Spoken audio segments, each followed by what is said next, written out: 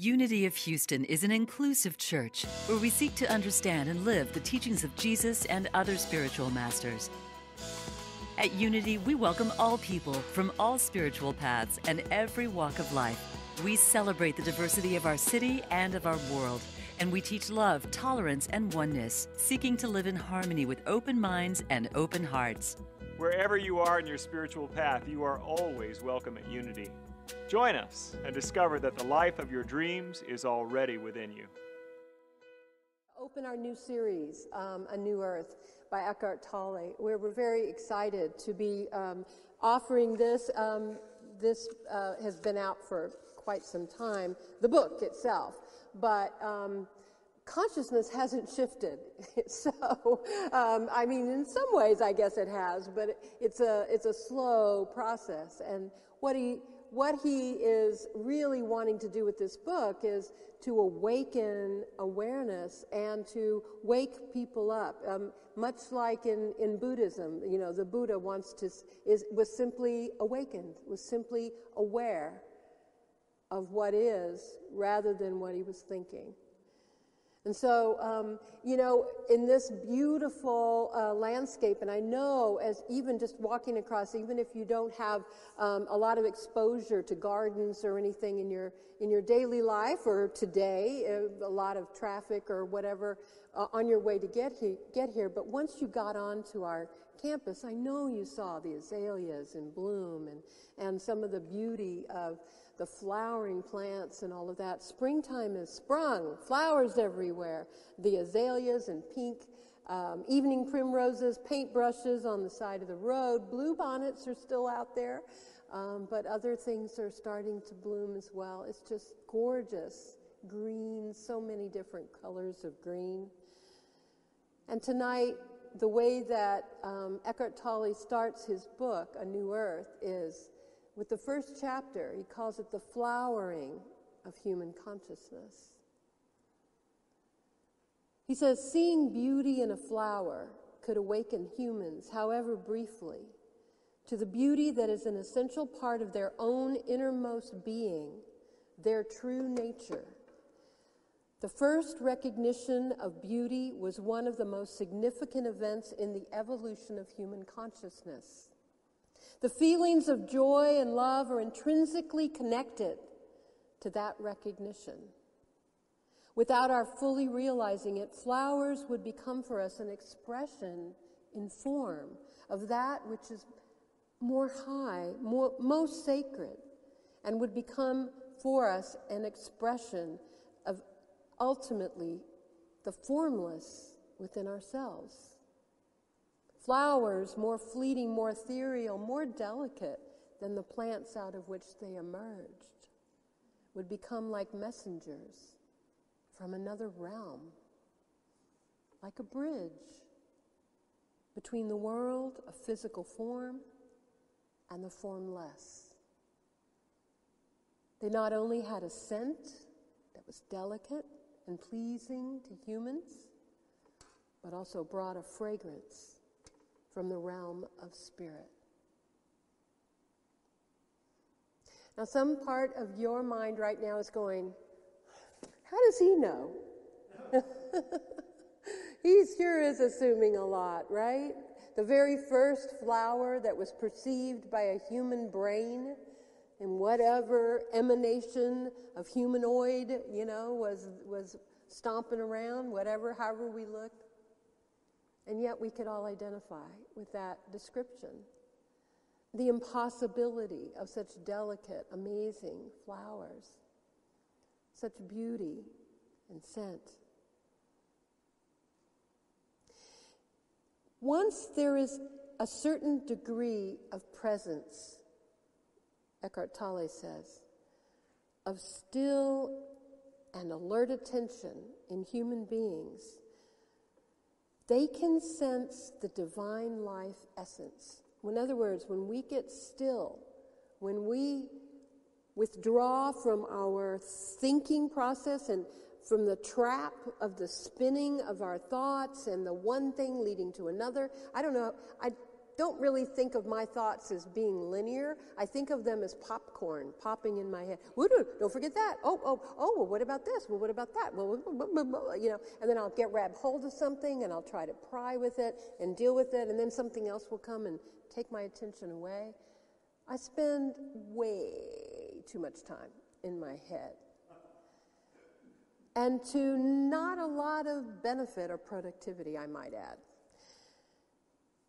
Eckhart Tolle says, the one indwelling consciousness or spirit in every creature, every life form, recognizes that they are one with their own essence. And when you see that reflected outside of you, you recognize that some level is familiar, that there is a resonance, a kinship, a connection. And so it becomes, as he says, a bridge for us to stop and ponder as we do a sunset. Or perhaps if we pick up a beautiful crystal or gemstone and look deeply into it, into the facets, or into the reflection, into the colors. Or perhaps as we watch a bird taking off of a limb and wonder what it must be like to stretch out and glide. We do it in our dreams. Wouldn't that be awesome? Contemplation as a spiritual practice is a way in which we can get in touch with exactly what Eckhart Tolle is talking about. It is a possibility for us to leave our rational minds, leave the trap of this mind, popcorn maker, and move more deeply into contemplating and bringing an absorption into something of nature. Nature always has a resonance for us because we are of nature. And it automatically bridges us and connects us back. Contemplative process, practices of finding a stone or a pine cone or a piece of bark, a leaf, a shell, anything in nature, and giving time and energy, imagining ourselves walking across it, turning it over, feeling the coolness on one side, feeling the concave on another, just really imagining that we were small enough to be able to enter into even the veins of a leaf. What would we find there? A flower, crystal, precious stone, or bird. They inspire us as we see them. In shamanic terms, we see kinship in their qualities that unite us, a practice of shape-shifting. That's kind of what I was describing, where you shape-shift either into the seed that I led you in the meditation, where you become the flowering plant itself, and the flower itself emanates from you.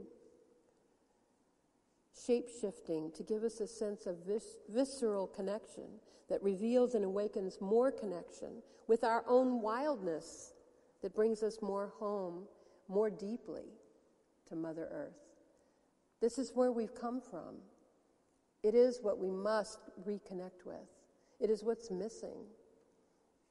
And it shows, doesn't it? In all of the crises that we are experiencing on the planet, in climate, in all the changes that we're seeing, that we're all going through, that are affecting us. I mean, it's humans that are greatest at risk as things shift and change. Waters rise, temperatures go up. Eckhart Tolle says, so when you're alert and contemplate a flower, a crystal, a bird, without naming it mentally, just observe it. Just be in relationship with it. Watch it. Just watch it. You know, when you step outside, this is what I love about it. There's already a show going on. You know, I don't have to, like, look at my phone, and I don't have to, like, make up a story, or I don't have to, you know, turn a station and try to pick a show to watch, right? There's a show going on already. There's already life is happening in action. And I thought I was observing, but in fact, I'm part of it. My breath is part of it. My presence is a part of it.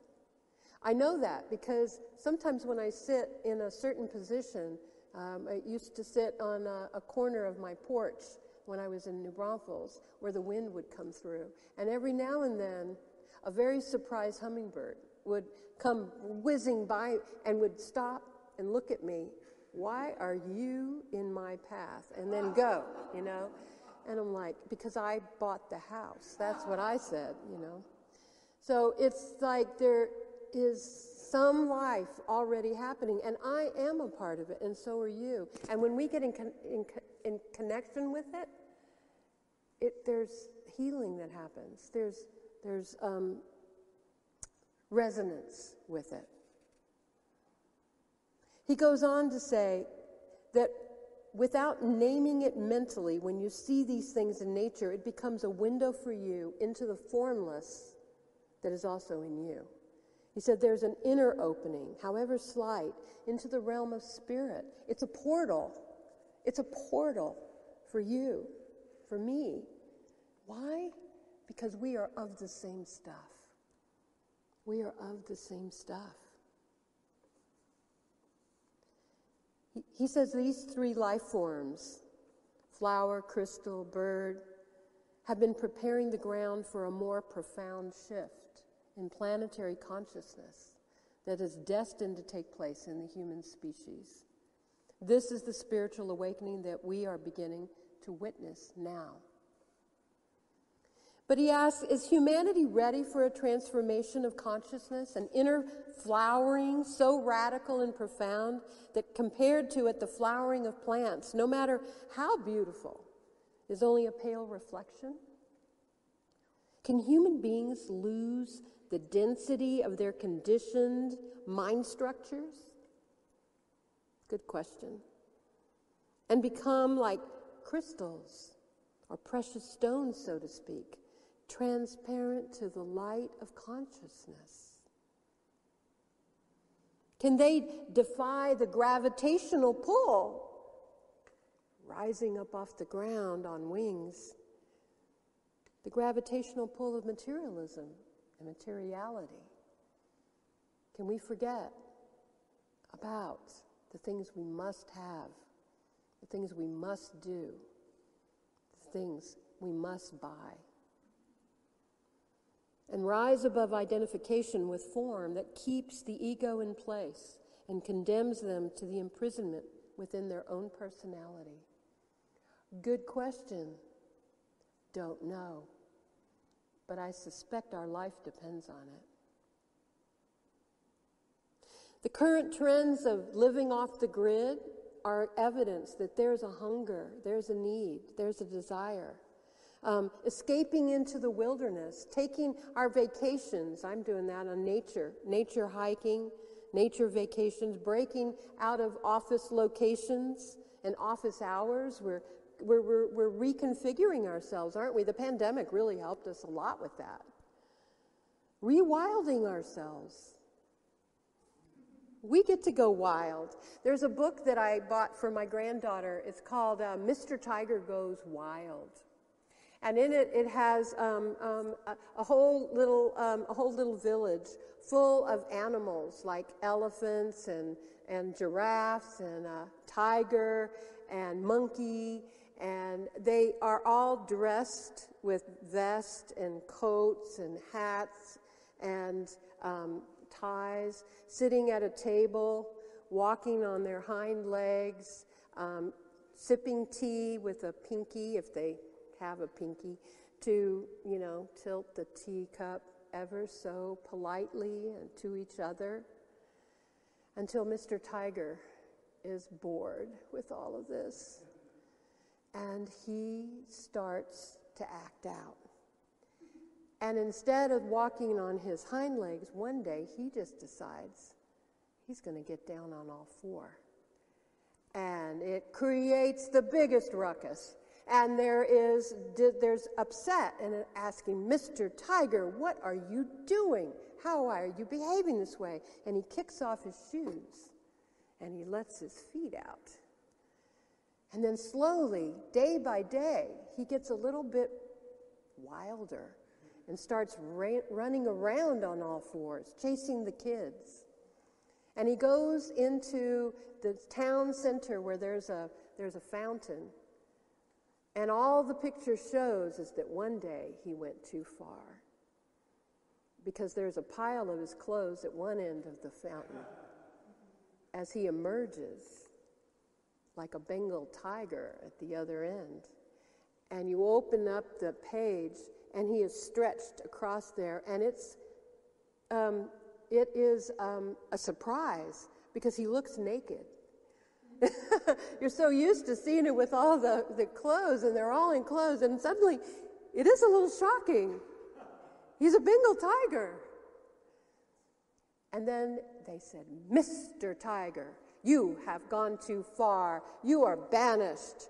Go out of town. And he goes, excellent idea. And he takes off for the woods, for the hills, for the meadows, for the waterfalls, and he climbs trees and spends the night, and he just has a wonderful time until he finally has had enough, and he begins to get bored and lonely and misses his friends, and slowly decides he wants to come back to the outskirts of town, and a couple of his friends are there. They're holding on a coat hanger a Hawaiian shirt as a compensation, kind of a halfway. You got to put something on, put this on. And so he obliges and he wears it. But the town itself has gone through some changes. And there are other animals who have stopped standing on their hind legs and started moving back down to their four legs and throwing off some of their clothes, or all of them. Different arrays, different amounts, until everybody has found a new normal. Consciousness can shift with one consciousness. When you go into your wild space, you never know how you can rewild the world. Intuitively, we know that we have an authentic nature that presses from within to be let out, to go wild, to be freed, leading our lives, replacing the values of our fearful egos. So when you recognize the unconsciousness in you that makes the recognition possible, that's the arising consciousness. It's the awakening. When you recognize you see yourself, the seeing yourself is the awakening. You can't fight against the ego and win, just as you can't fight against darkness. The light of consciousness is all that's necessary. You're that light. So if you look for the light, if you spend time just connecting wordlessly with what is deep within you, try to stop thinking about it and just experience it. Just go wordless. Go outside and go wordless. Don't talk to yourself. Don't think. Bird.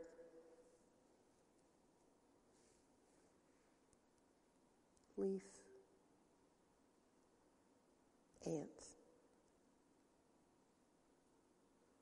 And then stop naming. And just, what moves? What do you feel? What do you smell? Pretty soon you'll be on all fours again. Ramana Maharshi says the mind is Maya. It's the illusion. This is the illusion. This is all made up. It's a great tool. It's a magnificent tool. It is not meant to lead. We may think that our ego keeps our wild, unwieldy nature in check. We should just do anything? Is that what you're saying? We needn't keep commandments, thou shalt and not shalt nots, or follow the ways others have taught us to live, being concerned about how we're perceived, what is acceptable or fashionable or cool, what is successful or expected by this time in our lives, what fears or drives keep us in our boxes, doing what we've always done, arguing for our limitations. Rewild yourself. You don't become good by trying to be good, but by finding the goodness that is already within you and allowing that goodness to emerge. But it can only emerge if something fundamental changes in your state of consciousness. To recognize the truth within and remain true to it in each condition, conscious of our own values and our own purpose. We live by our own rules, but they're etched on our hearts. They're etched in the deep depths of our consciousness, of our conscience. You have your set, I have mine. They're very similar, a little different, a little edgy over here, a little different purpose. But find yours and live that way. It is then that we give ourselves the freedom to see the light and to respond to it. Dogmas, creeds, family history narrow our focus, controlling us, when the goal is actually to expand our vision and liberate the imprisoned splendor, as Robert Browning called it. Tale says, in fact, the more you make your thoughts or beliefs into your identity, the more cut off you are from the spiritual dimension within yourself. He says that while individuals have broken free and found enlightenment from time to time, no mass awakening has happened yet because it was not yet imperative. Responding to a radical crisis that threatens our very survival, that's humanity's challenge now. Evolve or die, he says. We're coming to the end not only of mythologies, but also of ideologies and belief systems. What a liberation to realize that the voice in your head is not who you are. Who are you? The one who sees that. The awareness that is prior to thought, the space in which the thought or the emotion or sense perception happens. Ego is no more than this, identification with form. If I think I'm my body, then I'm sad a lot of time. I'm trapped. I'm hopeless. I'm dying. This isn't going to last forever. See? We are coming to the end. What a liberation to see that we are more than what we thought we were. In order for our lives to change, we must live from our authentic being. I'm sure you're thinking, that's a no-brainer. I heard it 1,000 times. I know that. But how far are we from being fully liberated, fully awake, out of the cycle of suffering? In order for the world to change, we must awaken human consciousness by disidentifying with our ego and allowing light to fill our own consciousness. Because how it happens is as above, so below. As within, so without. To be continued next week. Namaste.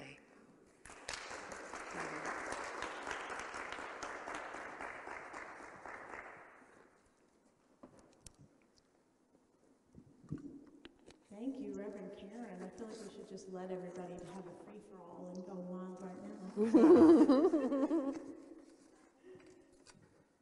Yeah, you're allowed to go out on all fours if you want to. Yeah. I love the metaphor of the flower. It's even referenced how fleeting it is. It is inherently ephemeral. That the moment you pick it, it's like that's the beginning of the end, right? You know.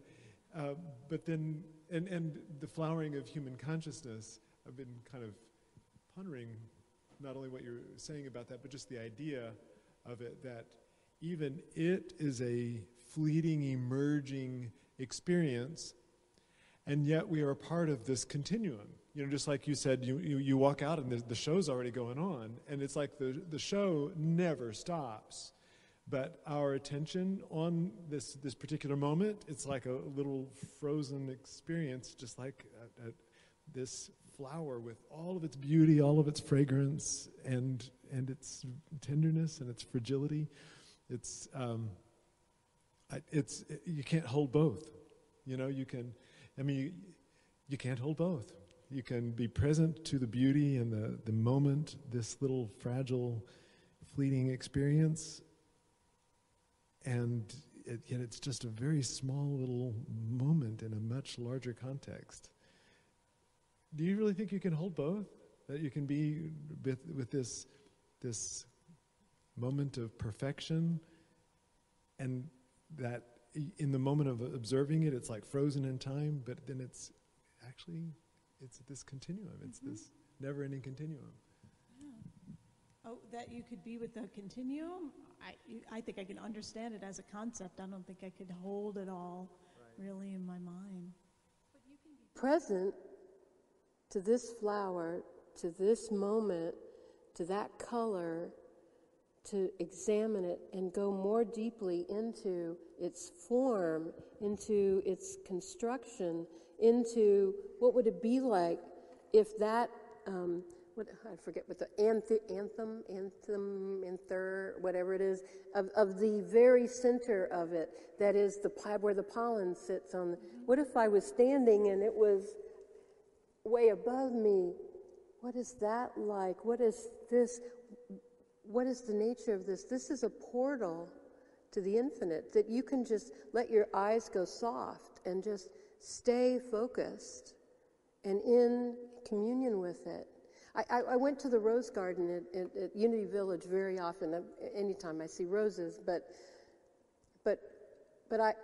I was going to I really wanted to smell a fresh rose. I wanted to smell a rose fragrance. And what I found myself doing was bending over, and suddenly it was a child's face. I mean, it didn't transform into one, but it felt like one. And so I just kissed him. So I kissed him and I said, "This is totally weird," you know. It's like, you know, right? Yeah, I think I set my trap in the word hold. You can't hold both. You can't hold this moment of beauty and fragrance and be in the continuum. So the hold is the stumbling block. It's a matter of what we identify with. And I think that's exactly what you were saying, is that we have thoughts, we have feelings, we have observations, but we are this eternal spread, this eternal immersion of flowering of human consciousness. And if we can identify with that and actually stay present to that, then we can be in the stream. In a moment of forgetting, do you know what I mean? In a moment of just forgetting and being there, that is an eternal moment. You have just stepped across the threshold into eternity. And perhaps with your next breath, you withdrew. But you were there. And it's a practice. You know, you come back to it again and again and again. Right. And the longer you can be there, man, you know, that's the ticket. Because that's the reality. And because that lives within us. I mean, that is a reflection of really our stem. If we're a flower, the stem is connected to eternity. And we are, you know, we're just here for a season. I never stopped being awed by flowers. We planted some perennials last year, and when spring came around, it was like, it worked. They came back. They grew. There they are. So I'm with Eckhart Tolle on that flowers are from the spirit realm, and that it kind of ties back in there because they just delight me so much. When I, in 1991, I took a choir to the Soviet Union. Well, it was still the Soviet Union at the time. It was on the verge of becoming Russia. And I actually celebrated my birthday while we were there. And the children brought flowers. And it was an element of some sacrifice for them to get them. But the way they brought them, it was just like this, like it felt like they were giving the world to me. And so I just was really present to the gift that they were, both literally and metaphorically, and it's lived to a story that I can even share now. You know, it just really touched me. So you're right. Flowers are this timeless symbol. They're sex organs. You know, they are beautiful and they are fragrant and they are ephemeral for a reason. They serve a very specific purpose. Yes, an important purpose in nature. Before I was gardening, I just really thought that flowers were purpose of being beautiful and enjoyed, and recognize that they're necessary to draw the pollinators that then pollinate the plants that create the vegetables that we eat. So they're essential for life, really. And for life, right? You know, for joy and beauty, and I mean, the magnitude of giving you something that is so precious, and so, like you said, it doesn't last. Right. Already, and picking them, they're dead. They're already dying as you're handing them off, and still we do, and still we love them, and we put them in water, and we try to make them last as long as possible. I think that I am living under that part of the flower that has the pollen, because there is so much pollen everywhere right now in Houston. I don't know if you've washed your car recently and noticed that lasted like a day. It's a real experience. I think it's coming from the trees, actually. Yeah. Anything else? Well, actually, yes. There's one other thing. You were talking about popcorn thoughts. Did you ever see the movie called Up? Yeah. So in Up, the dogs talk, and so it's an animated film, so it's fun and interesting. And then when a squirrel crosses their path, it's like that's all they see, squirrel, and then they go on with the rest of their life, And so that's, in a way, that's where our thoughts are. I think then, right on the heels of it, one of the downsides of human consciousness is that then we can also judge it. It's not merely that we have a thought, squirrel, and it dominates our attention, but now, wait a minute, I didn't need to do that. I can focus on something else. So I don't know. I think that the flower metaphor is actually a little kinder in that regard. Well, but to your point, that is exactly the practice, is to recognize you have a choice. You don't have to be reactive. You don't have to be programmed. That is in essence, I guess, in human ways of thinking, that squirrel reaction is any other trigger that I have in my life, right? And instead of running down that bunny path, and just, and let that just take me off, I could make a new choice anywhere along that path. At any point, I can say, wait a minute, it's only that. It's only this. I was fine, and I choose going back into that space. And what was that space? Where was I right then? It's like, I'm fine. I don't have to do that. And then with practice, it won't even be squirrel, no squirrel, Oh, look at the cute little squirrel, You said I spend way too much time in thought. Yes, I feel a bit like the hummingbird trying to count my wing flights, you know. So I really need to, my spiritual practice needs physicality too, like through exercise, through music. I need to actually put myself in things that do move through time and then track that in real time, and that helps me a lot. Mm-hmm. Meditation works too, but it's a different trajectory. And I think I need both. You know, that's part of the way. And I actually need Wednesday Night Satsangs, you know, because I listen to your talk and I sort of practice the meditation, I practice the meditation, but my experience of it is behind the keyboard. But nonetheless, I'm in that space. And then I have that touched on Friday, you know, so that's like a little bit like a fragrance of the flower, you know. It's like I can come and I can hit the pause button and I can just be here for a little while, and then that carries me forward. Yeah. I don't know if that's true for other people, but that's my experience. Yes, definitely. Thank you both so much.